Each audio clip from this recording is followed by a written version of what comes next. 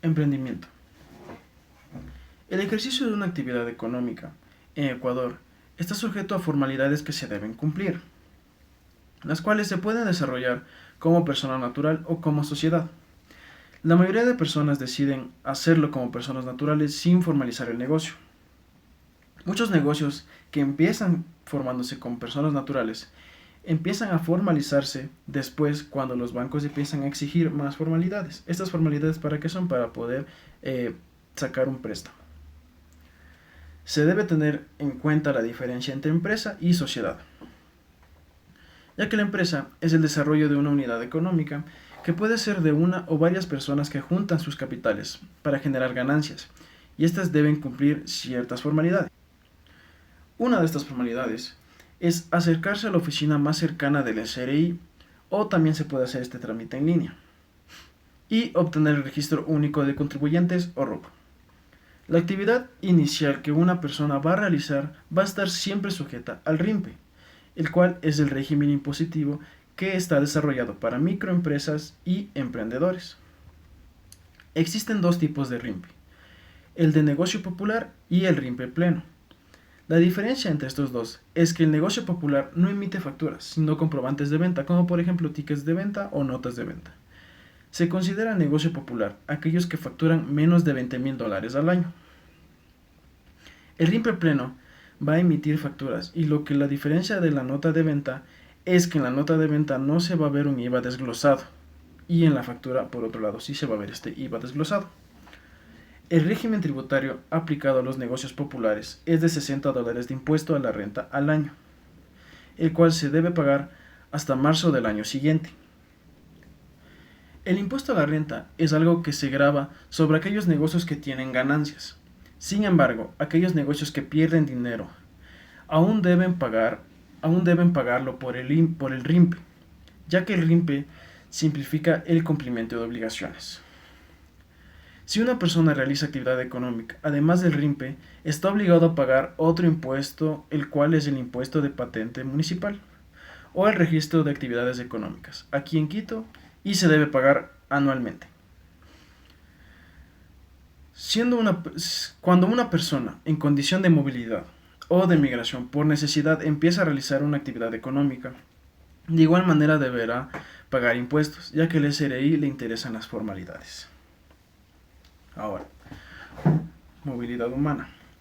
La movilidad humana se puede entender como desplazamiento. Este puede ser interno o de un país a otro.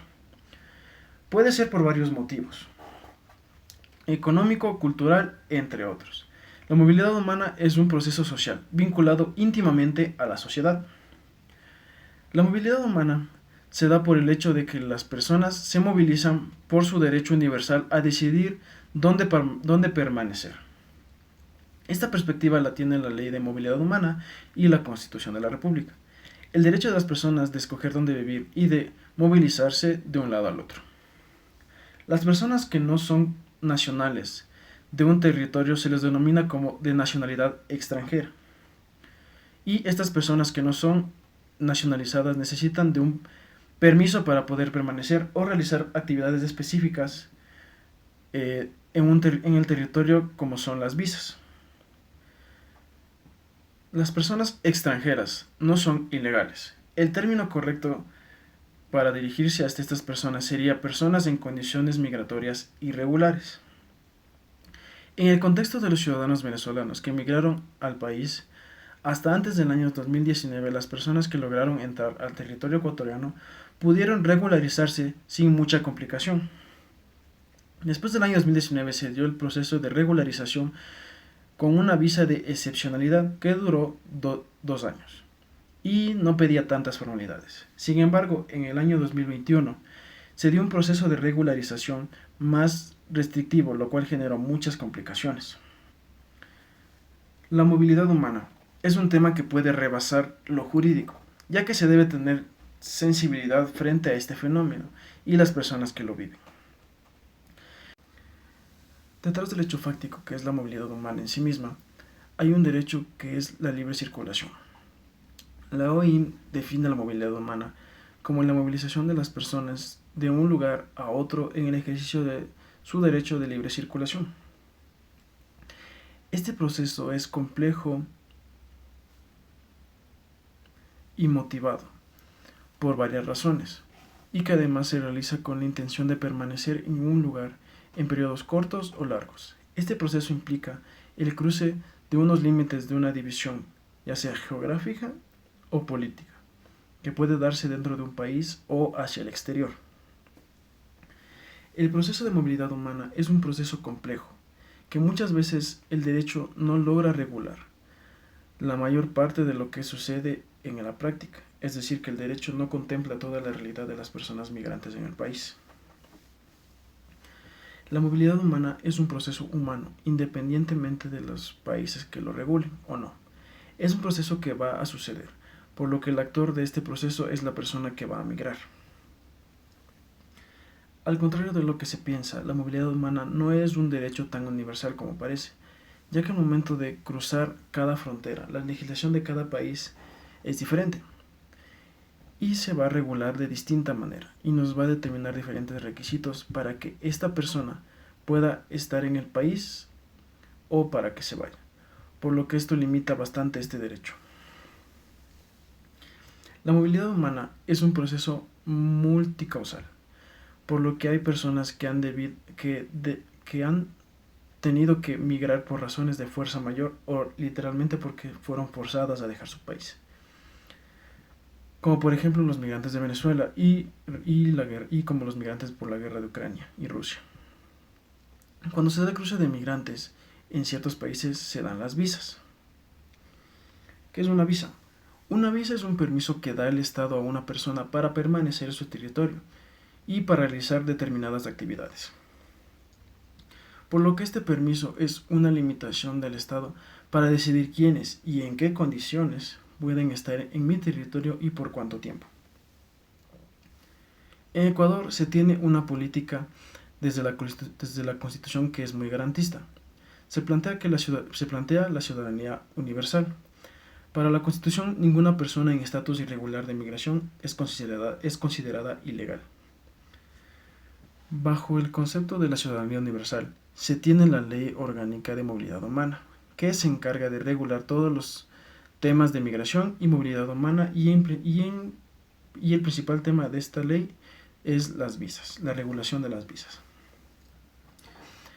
En la Ley de Movilidad Humana se habla de extranjeros, que son todos aquellos ciudadanos que no son ecuatorianos.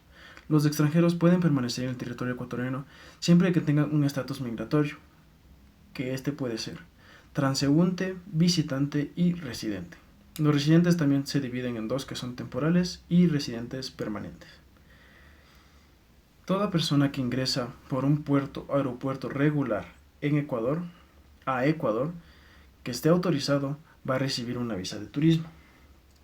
Para acceder a una residencia, se va a necesitar el pasaporte, que debe ser vigente, certificados de antecedentes penales, el pago del arancel y documentos que acredite un medio de vida lícito. La residencia permanente está habilitada para aquellas personas que han permanecido al menos 21 meses en el país con estatus migratorio regular. Con esta visa, las personas no tienen que renovar su visa constantemente. Esta es indefinida. Se debe probar los medios lícitos de vida y que la persona cuenta con los recursos para permanecer en el país. Para acceder a la naturalización se debe tener en cuenta el cuánto tiempo ha estado en el país, que tiene que estar al menos 3 años de residencia permanente. Como punto de reflexión, considero que es muy importante y de gran ayuda el hecho de que exista el RIMPE para microempresas y emprendedores, ya que considero que muchas de las personas, más allá de las de movilidad humana, personas que viven en el país,